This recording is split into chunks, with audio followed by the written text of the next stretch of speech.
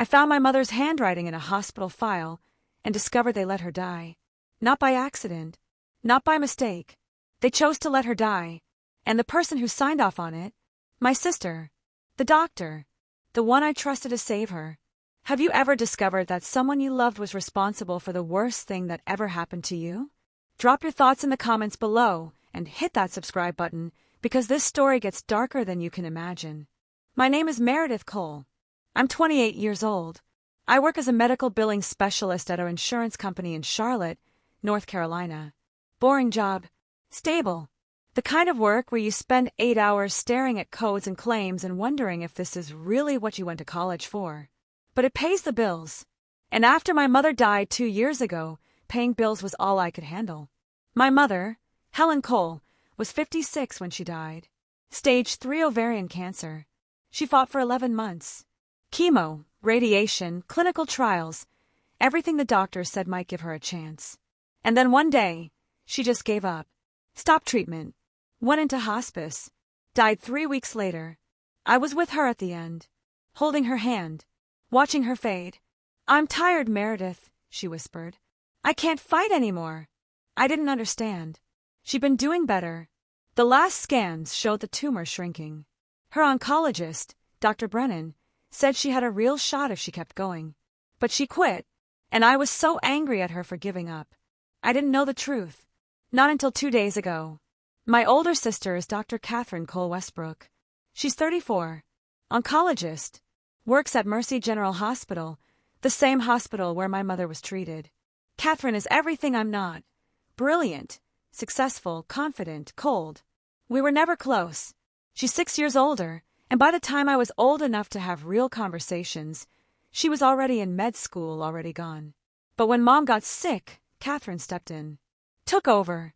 Said she'd coordinate the treatment, talk to the doctors, make sure Mom got the best care. I was grateful. I didn't know anything about cancer. I trusted her. Catherine told me Mom's case was complicated, that the cancer was aggressive, that even with treatment, the odds weren't good. "She's suffering, Meredith," Catherine said after Mom stopped chemo. "Sometimes the kindest thing we can do is let someone go with dignity." I believed her. She was a doctor. She knew better than me. So I let Mom go. I held her hand and told her it was okay to stop fighting. And she died. 2 days ago, I got a call from a number I didn't recognize. "Is this Meredith Cole?" "Yes." "My name is Janet Kellerman. I'm a hospice nurse. I cared for your mother, Helen, before she passed." My throat tightened. "Okay. I need to speak with you. In person. It's about your mother's treatment." "What about it?" A long pause. "I can't discuss this over the phone. Can you meet me tomorrow? There's a coffee shop on Wendover Road, Lila's. 10 a.m. "Why are you calling me now?" "It's been 2 years. Because I just found out what really happened. And you deserve to know. I almost didn't go.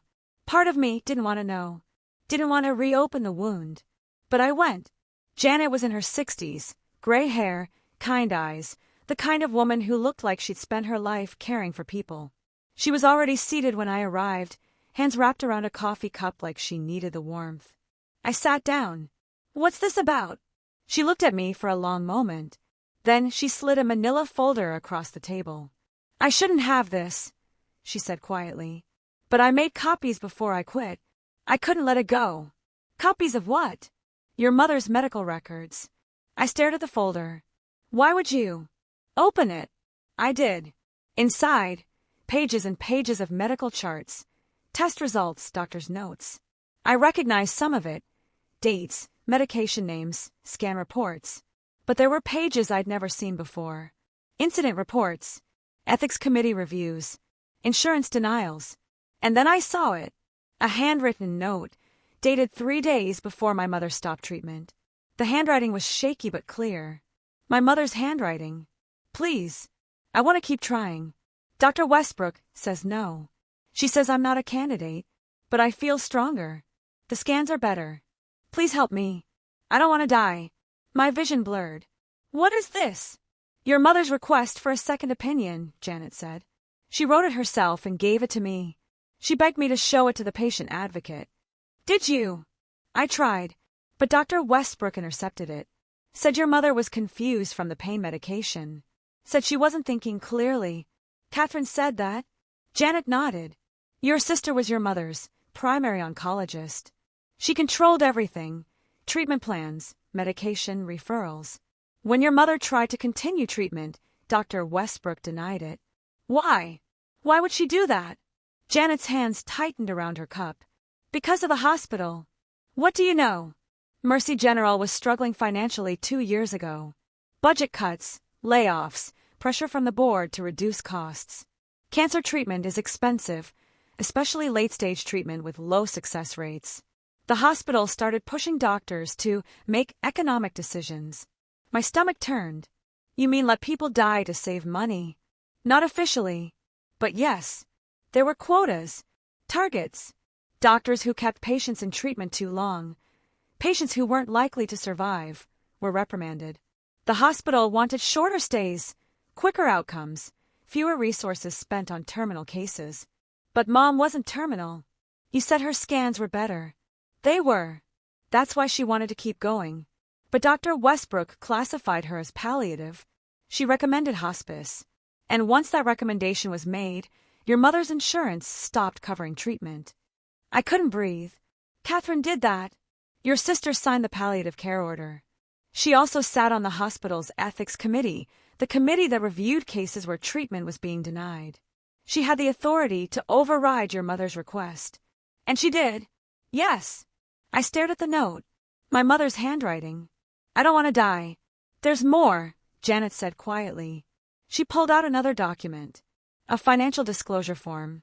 Dated 6 months before my mother's death. It listed Catherine's name. And next to it, board member, Mercy General Hospital Foundation. Compensation, $85,000 annually. Your sister wasn't just a doctor, Janet said. She was on the hospital board. She had a financial stake in keeping costs down. Every patient she moved to palliative care helped the hospital's bottom line and her position on the board. My hand started shaking. She killed our mother for money. I don't have proof of intent, but I have proof that your mother asked to continue treatment and was denied. And I have proof that your sister benefited financially from decisions like that. I looked up at her. Why are you telling me this now? Because I quit 6 months ago. I couldn't work there anymore. And before I left, I made copies of cases I thought were suspicious. Your mother's was one of them. I've been trying to decide what to do with them.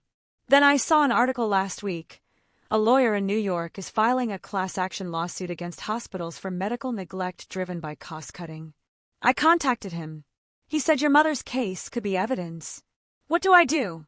You fight. You take this to a lawyer. You get justice for your mother. I hired a lawyer that week. His name was David Ortega, medical malpractice specialist. I showed him everything: the note, the files, the financial disclosure. He read through it twice. Then he looked at me. This is bad. Really bad. If your sister knowingly denied treatment for financial reasons, that's not just malpractice. That's criminal negligence. Possibly manslaughter. Can we prove it? We'll need more. Internal hospital records, emails, testimony from other staff. But this is a start. What about Catherine? Will she know I'm investigating? Not yet. But once we file, she'll know. And she'll fight back. She has money, reputation, legal resources. This won't be easy. I don't care. She let my mother die. He nodded. Then let's get started. It took 4 months to build the case. David subpoenaed hospital records. He found patterns. Dozens of late-stage cancer patients moved to palliative care under Catherine's recommendation. Patients whose families later said they'd wanted to keep fighting. He found emails. Internal hospital memos discussing efficiency targets and resource allocation. One email from the hospital CFO to the medical board read, "We need to reduce ICU and oncology costs by 20% this quarter. Work with your department heads to identify non-viable cases." Catherine had responded, "Understood. We'll prioritize accordingly." He found testimony. 3 other nurses who'd worked with Catherine. All of them said the same thing. She was cold, dismissive of patient requests, focused on moving people out of treatment as quickly as possible. And then David found the smoking gun. A recorded ethics committee meeting. 6 months before my mother died. Catherine's voice, clear and clinical. We cannot continue to pour resources into patients with less than 30% survival probability. It's not sustainable. We need to be realistic about outcomes and adjust our treatment protocols accordingly. Another voice: what about patient autonomy? If they want to keep fighting. Catherine, patient autonomy doesn't override institutional responsibility. We have a duty to the hospital, to other patients who need resources. Sometimes the answer is no. David played the recording for me. I listened to my sister's voice, calm, rational, detached, talking about letting people die like it was a budget decision. I wanted to scream. We filed a lawsuit.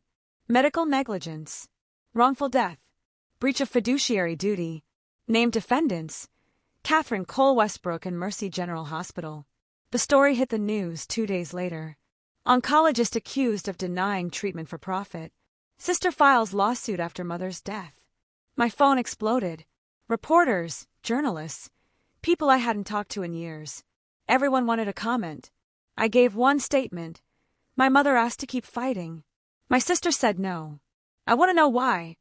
Catherine's lawyer released a statement an hour later. Dr. Cole Westbrook is a dedicated physician who has saved countless lives. These allegations are baseless and cruel. She acted in accordance with medical standards and her mother's best interests. This lawsuit is a tragic misunderstanding driven by grief. Grief. She called it grief. 3 weeks later, Catherine called me. I didn't want to answer. But I did. Meredith. Her voice. Calm. Cold. Like always. What do you want? I want you to drop the lawsuit. No. You don't understand what you're doing. You're destroying my career. My reputation. Everything I've built. You destroyed, Mom. Silence. Mom was dying, Catherine said finally. The cancer was stage 3, aggressive, spreading.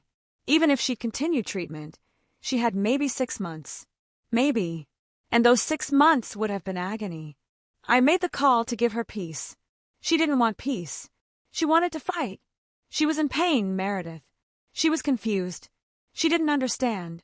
I read her note, Catherine. She understood perfectly. She wanted to keep trying. And you said no.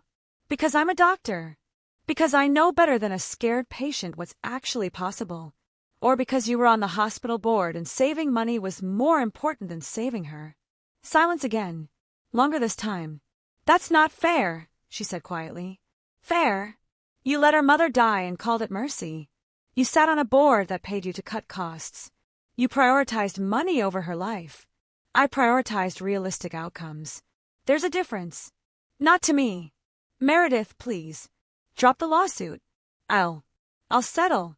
Privately. We can make this go away. I don't want your money. I want the truth. The truth is that I tried to save her. I did everything I could. And when there was nothing left to do, I made the humane choice. You made the profitable choice. She hung up. The case went to trial 8 months later. David presented the evidence. The note. The emails. The ethics committee recording. Testimony from Janet and the other nurses. Catherine's lawyers argued that she'd acted within medical guidelines. That my mother's case was terminal. That palliative care was appropriate. But then David called his final witness. Dr. Raymond Moss. Oncologist. Nationally recognized expert in ovarian cancer treatment. David showed him my mother's scans. Her test results. Her treatment history. Dr. Moss, in your professional opinion, was Helen Cole a candidate for continued treatment? Dr. Moss studied the files. Yes. Her scans showed significant tumor reduction. Her blood work was stable. With continued chemotherapy, I would estimate a 40 to 50% chance of remission. Would you have recommended palliative care at this stage? Absolutely not. This patient was responding well. Stopping treatment at this point would be premature. What would you say to a physician who did recommend stopping? I'd question their judgment and their motives. The courtroom went silent. Catherine sat at the defense table, face expressionless. But I saw her hands. Clenched. White-knuckled. The jury deliberated for 6 hours. Guilty. Medical negligence. Breach of duty. Wrongful death. The judge awarded damages. $4.2 million. Paid by the hospital and Catherine jointly. But more than that, the judge issued a statement. Dr. Cole Westbrook, you took an oath to do no harm. Instead, you allowed financial considerations to override your duty to your patient, your own mother. You deprived her of informed choice. You deprived her of hope. And you deprived her of life. There is no greater betrayal. Catherine's medical license was suspended. She's appealing, but for now she can't practice. Mercy General launched an internal investigation. The CEO resigned. The ethics committee was disbanded. The hospital issued a formal apology to the families of patients who'd been moved to palliative care under Catherine's watch. 14 families have filed lawsuits. I don't keep the settlement money. Most of it goes to a non-profit I started, Helen's Voice. We advocate for patient rights, for second opinions, for transparency in end-of-life care decisions. Because my mother had a voice. She asked to keep fighting, and she was silenced. Not by cancer, by her own daughter. I got a letter from Catherine last month. Handwritten. Mailed from her attorney's office. Meredith, I won't apologize, because I don't believe I was wrong. I made a medical decision based on years of training and experience. I made it because I loved Mom and didn't want her to suffer. You'll never understand that. You're not a doctor. You don't see what I see, the patients who beg for one more treatment, one more chance, and then die in agony because we gave them false hope. I was trying to protect her, and you turned it into a witch hunt. I hope you're happy. You destroyed my career. You destroyed my life. For what? To feel like you won? Mom would be ashamed of you. Catherine, I read it once. Then I burned it. Because she still doesn't get it. It was never about the medicine. It was never about the odds. It was about my mother writing I don't want to die and being ignored. It was about Catherine looking at her own mother and seeing a budget line. It was about power, control, and a doctor who thought she knew better than the patient whose life was on the line. 2 years ago, I held my mother's hand and told her it was okay to let go. I thought I was giving her peace. But I was wrong. She didn't want to let go. She wanted to fight. And my sister took that choice away from her. I found my mother's handwriting in a hospital file and discovered they let her die. Not they. She. Catherine let her die. And I'm going to spend the rest of my life making sure no one else's mother is silenced the way mine was. Which moment hit you the hardest? When Meredith found her mother's handwritten plea, when she discovered Catherine was on the hospital board, or when the expert testified that her mother could have survived? Drop your thoughts in the comments below. If this story about medical betrayal, a sister's greed, and fighting for the voiceless moved you, please hit that like button and subscribe for more stories about exposing corruption, demanding justice, and giving power back to the powerless. Click the notification bell so you never miss our next story. Thank you for watching, and remember, your voice matters.